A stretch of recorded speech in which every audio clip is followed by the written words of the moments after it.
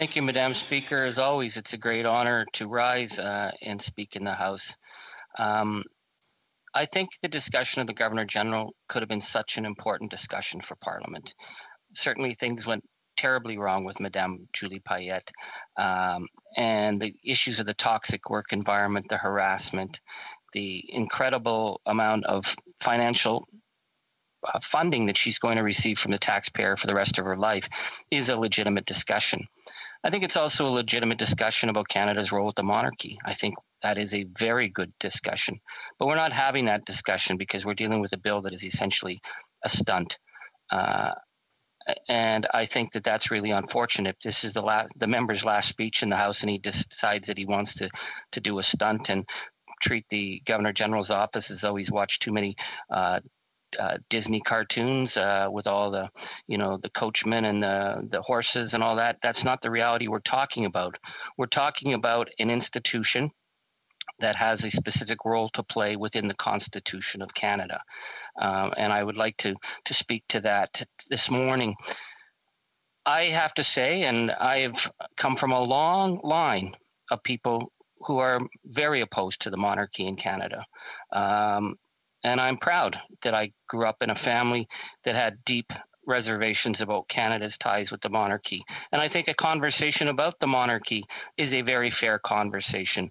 That doesn't mean that the role of the Governor General is not an important position. We recognize that the Governor General's role, separating from the Prime Minister, that the notion of the Crown, however we would conceive of the Crown, I think is an important division of powers. It's very, very important, and it separates us from how the United States is set up, and I think it can serve well.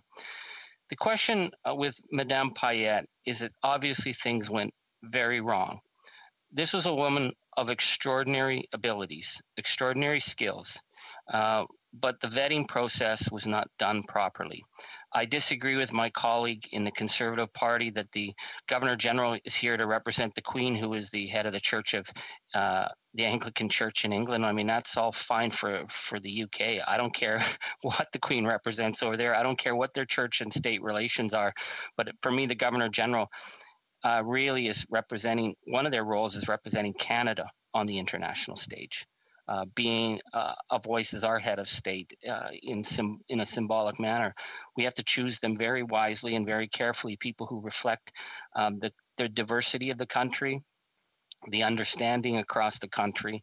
And I will say, in defense of Madame Payette, I've seen her speak on the international stage, and she was extraordinary.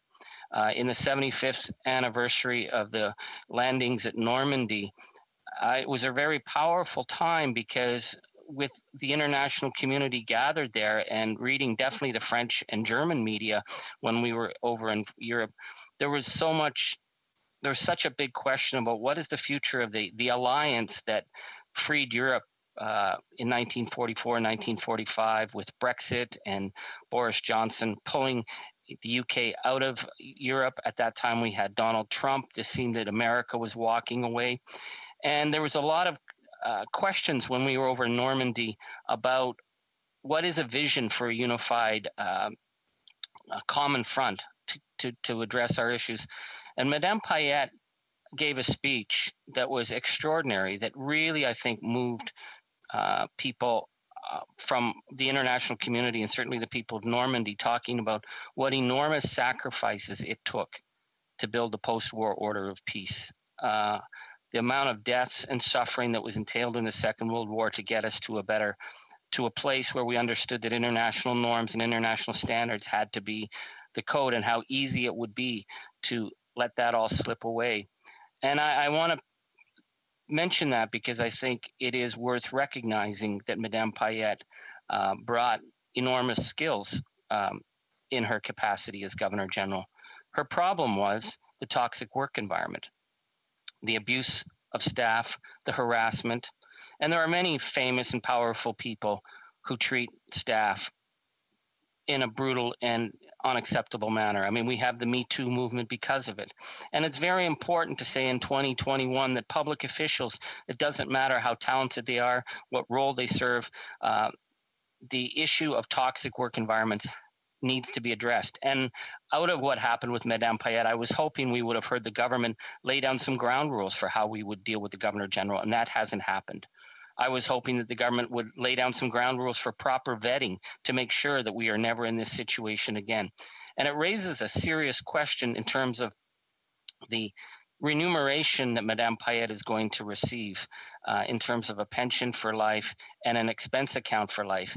My belief is that if you left your job, you left your post because you failed in the obligations that you had, you should not be in a position to simply expect a check for life. That's just, to me, that's a breach with the Canadian people and the trust that the Canadian people put into this. Canadian people do not pay much attention to the salary and the pensions and the expenses of the Governor General because we assume that they're going to do the right thing. And I think the right thing in this situation is that Madame Payette was forced to step down because of the toxic work environment that happened on her watch.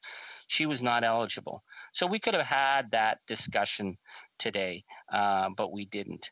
I think that that's unfortunate. I think a bill in the House to talk about what are the terms that we sign a Governor General up for would be very, very, very helpful and positive and reassure the public. I think one of the issues that really struck me, Madam Speaker, was that in 1999, I followed the Queen on a national tour when I was working as a journalist. And as I said, I come from a long line of Scottish anti-monarchists. I would say that the Queen worked very, very, very hard. But one of the things that really struck me when I was acting as a journalist and following her was the relationship that Indigenous people in Canada had to the notion of the Crown and to the Queen was I was very struck by that. So we have historic connections with the UK. We can choose to change those arrangements. That's perfectly within our right. We can modernize them. That is perfectly within our right. We can have better systems of accountability. That's something that we are obligated to do. But I don't think it helps to treat this as some kind of stunt that we're going to just pay the Governor General $1. Well, maybe the Bloc are perfectly fine with billionaires like Galen Weston being able to step up. But if we are going to have a Governor General, you have to pay them. And you have to pay them a pension because they have changed their lives representing Canada. They can never just go back to being who they were. So this idea of paying them $1 is a joke. It's not serious. It's why I don't take this bill seriously, and I'm not going to spend much more time talking about it because I think it is a waste of parliamentary effort. I do want to say that I think it's really unfortunate that the member referred to Madame Payette as the little lady. These are forms of degrading women in public life that have no place.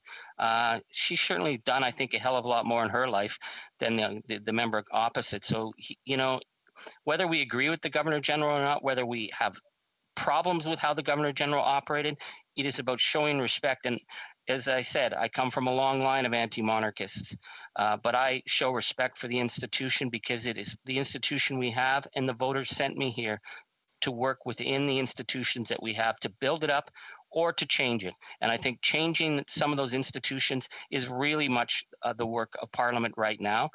This bill, unfortunately, is not.